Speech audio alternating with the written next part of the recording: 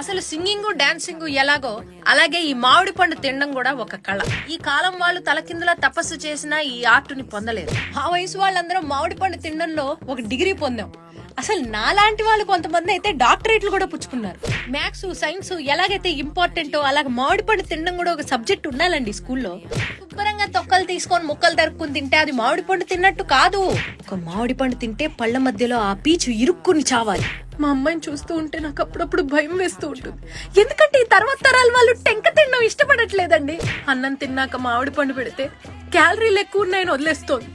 అప్పట్లో మేము రోజుకి మినిమం డజన్ కాయలు గుద్దేవాళ్ళం. ఈ మామిడి పండు తొక్కల నిండా గుజ్జొదిలేసే వాళ్ళంటే నాకు పరమ చిరాకు. మా మనవరాలు అదైతే ఇంకా అధ్వానం. మామిడి పండు ఎదురుకుండానే పెట్టుకుని మాసా తాగుతానంటోంది.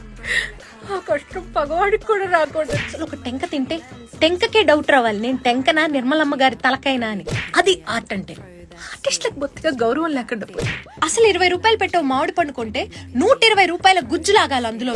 ఒక రసానికి కన్నం పెట్టి తింటే ఆ పండుగ కూడా తెలియకూడదు రసం ఎలా మాయమైందో. ఒక మామిడి పండు తినడానికి రైట్ టైం ఏంటమ్మా అని అడుగుతోంది నా కూతురు.